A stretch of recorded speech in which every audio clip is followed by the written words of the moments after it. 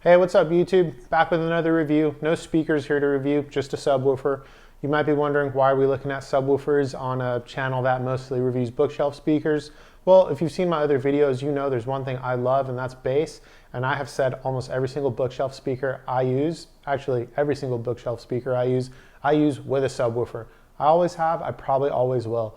If you're an audiophile purist and you think subwoofers are the devil, you know, you could check out if you want right now, but I encourage you to stay and hear what I have to say. Maybe it'll change your mind and can, you know, open up a whole new world of music. So the subwoofer I use currently, and I've had tons throughout the years, just like speakers, is a SVS PC-2000. We have it up on the screen behind me because it's a little bit different as far as its shape, its size, what you're used to seeing. It's not a box, right? It's a big, tall cylinder. Some people make a joke and say it looks like an Amazon Alexa when they come over. I have one friend that likes to just talk to it like it's an Alexa. I don't actually have an Alexa. And for those of you who make that joke, I want you to know SVS has been making cylinder subwoofers much longer than Amazon has made the Alexa. So stop the joke. It's not funny. It's a beautiful unit and you're hurting its feelings. So what this is, it's a 12-inch driver, it's down firing, and it is a ported design. And I know some of you might be thinking already, he's using a ported subwoofer for music, he doesn't know what he's talking about. Sealed is the way to go if you're a true audiophile. I get it, I hear what you're saying, I own sealed subwoofers too, but again, I encourage you, stay with me, hear what I have to say. Music is very personal, and I have my own personal weird taste. So it is a 500 watt RMS amplifier. It does a 1100 peak and it is Class D. The frequency response is 16 to 260 Hertz, plus or minus 3 dB, and the dimensions are 34 inches high and 16.6 inches around. It does come with SVS's SoundPath isolation feet pre-installed, weighs 50 pounds, and has variable volume, variable phase 0 to 180 degrees, and variable frequency 50 to 160 Hertz. And when I say variable, it means anything in between those two numbers, right?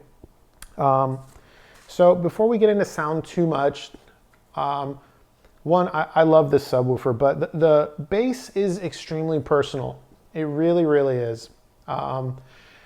Sealed versus ported is almost like just as hotly debated as like, do speaker wires do anything? Everyone has an opinion. And look, I've owned a ton of subwoofers. I own sealed units. I own ported units.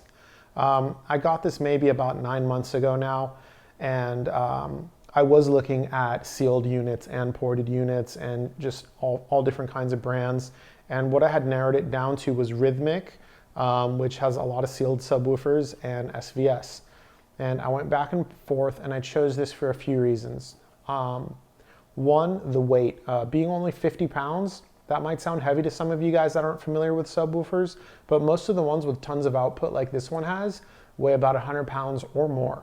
The Rhythmic unit that I was strongly considering, it's like VF15 or something like that, which is also a ported unit. And I get it, that's a bigger driver being a 15-inch, but still like 115 pounds or something like that. I live on the 3rd floor of an apartment, by the way, for those of you that don't know. And I'm not carrying that thing up 3 flights of stairs. But yeah, look, bass is really personal. And I'm gonna tell you what I like just to give you an idea. I like really, really, really low frequency extension.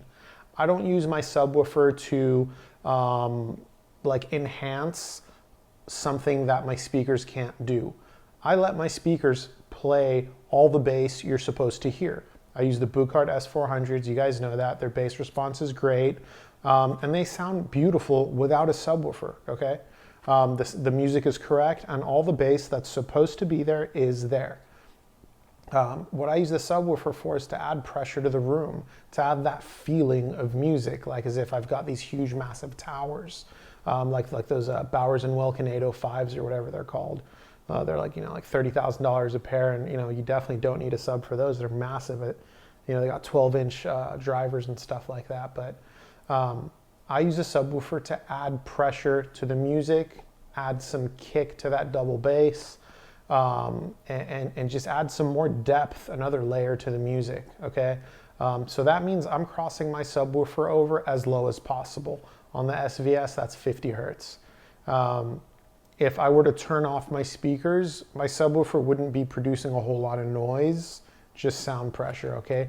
If you use your subwoofer and cross it over like where your speakers cut off, say 65 hertz, 80 hertz, I don't know, anything over 50 hertz really, I understand why you might think a sealed unit is better. I agree that in many situations a sealed unit will play those higher frequencies in a slightly more musical and tight fashion. Whereas some people will say a vented or ported subwoofer will sound a little bit sloppy. Look, I don't think ported subwoofers were designed to like replicate, 80 hertz and up bass and make a, I don't know, like a guitar string sound like deeper. My main speakers do that, right? Again, my sub, it's for like the EDM, it's for the rap music, it's for the ultra low frequency extension stuff.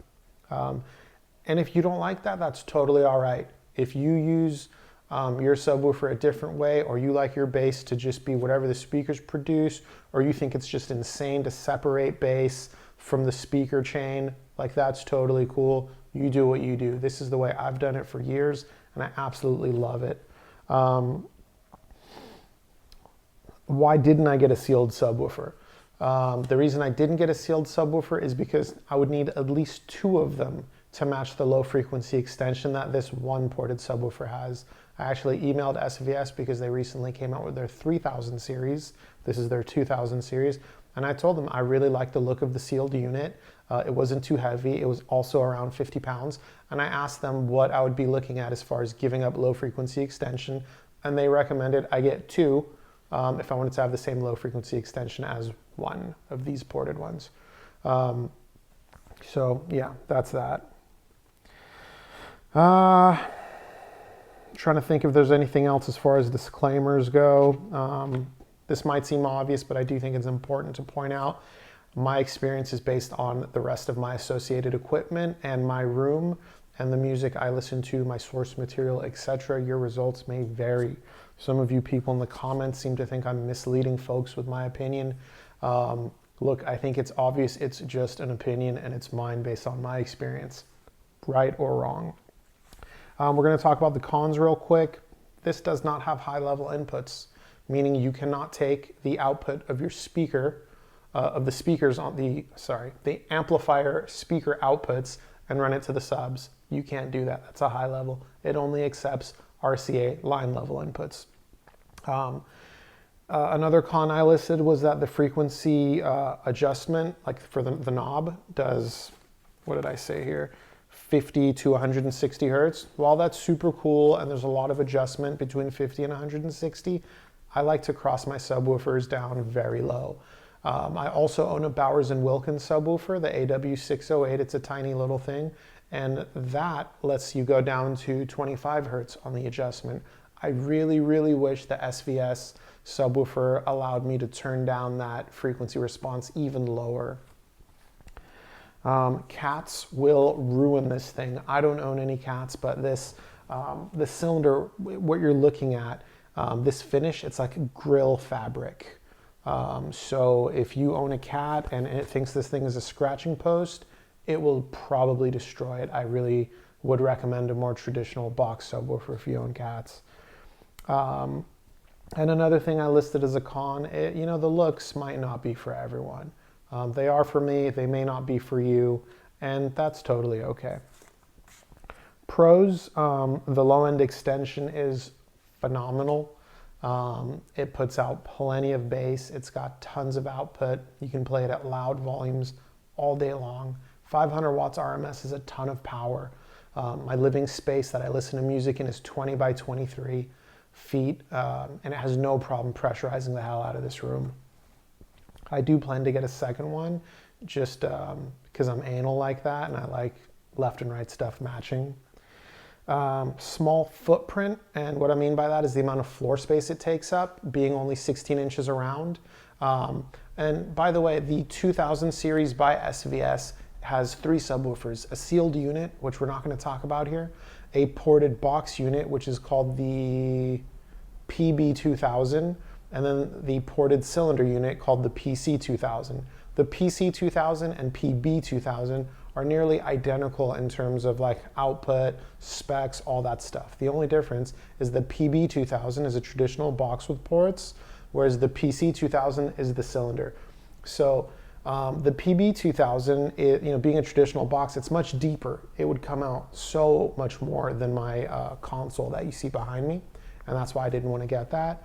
And it takes up a lot more floor space, whereas this takes up more vertical space. That might not be a pro for you. For me, it was definitely a pro.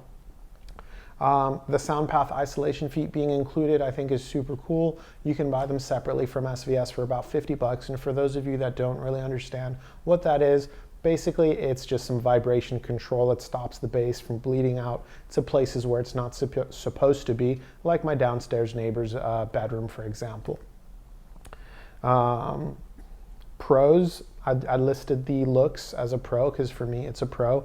And then the price value. So this is $850. I think what you get for $850 is a hell of a deal. That does include shipping, which I think is awesome. I love it when companies ship big, bulky, heavy items for free. I work for a wholesale manufacturing company, and I can tell you shipping things this size is not cheap, even within the same country. So thank you, SVS. Hats off for that. And then the weight I also listed as a pro, being only 50 pounds. Again, typically something with this kind of output is going to weigh a lot more, something like 80 pounds or more. I was really grateful this was only 50. I'm not the oldest guy in the world. I'm only 35 years old, but I'm definitely at that age where I care about my lower back, and I do try to take it easy with stuff like this.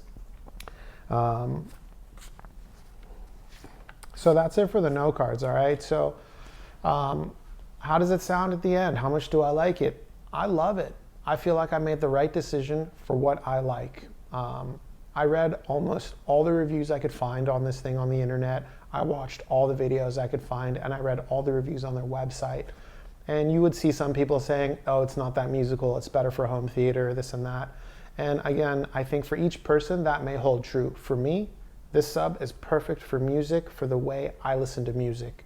And again, that's the bookshelf speakers handling all the actual music, all the notes, the melodies, the sounds I'm supposed to hear, and the subwoofer only handling the frequencies I'm supposed to feel. I am looking into getting a different preamp that has more sub-level controls, the Bluesound P6. That'll allow me to actually adjust the crossover frequency down to about 25 hertz. I don't know if I'll adjust it that low. But look, I really like this subwoofer. I don't know how much more I can really tell you about a subwoofer. It's not boomy. It has tons of authority. I feel like it has control, depth, and weight. I don't feel like it sounds laggy. I hear people say like, oh, vented subwoofers are laggy, like the note goes on for too long. I don't think so. I think it sounds great. I think it sounds perfect. I don't know what the reference would be for how long a bass note is supposed to drag on for, honestly. I have a ported subwoofer in my car too, so maybe that's all I'm used to. If you're a little more analytical and you like precision a lot and you believe, one of those mantras like you should totally only like listen to music the way the artist intended, I don't know, maybe you'll like a more traditional sealed unit. And if you do, check out Bowers & Wilkins. I mentioned earlier I have one of their sealed subwoofers, and it is really, really, really, really good. I'm going to review that one another time. The one I have is only an 8-inch, but it just impressed the hell out of me in regards to what it could do in the higher frequencies and how quick it was like able to keep up with everything and really match my bookshelf speakers really well. Unfortunately, that little guy doesn't have the output in the lower frequencies that I crave, so I don't really use it a whole lot. It just stays in my bedroom, and sometimes at night I just want to listen to some tunes at low frequencies. Sorry, low volumes, that's what I use. If you have any questions, feel free to ask them in the comments. Those of you who follow me know that I engage and answer just about every question personally. And for those of you that are new to the channel, I pay for everything with my own cold hard cash. I don't get anything for free. I don't send emails to manufacturers. This is all unfiltered. I don't give a shit. If I don't like something, I will totally tell you that. I'm an audiophile just like you. And I started this channel really just to share my own experience because I buy so much stuff. For those of you that have seen a lot of my other videos as well, you might notice some new stuff in the background. I did end up picking up a pair of monoblock amplifiers, the Kinki Studio EX-B7. I really like those. I will be reviewing those in the future. They just sound amazing. As usual, I ramble on a little too much, so I'm going to stop here. Again, final disclaimer, please always remember, my reviews are based on my experience in my living space with my associated equipment. Your results, your opinion, your ears, your perspective, perception, and preconceived notions may really affect how you hear the same things I hear. Remember, this is a hobby. Enjoy it. Ideally, you should be sitting back, listening to music and having a good time. That's what I do. Until next time, take care.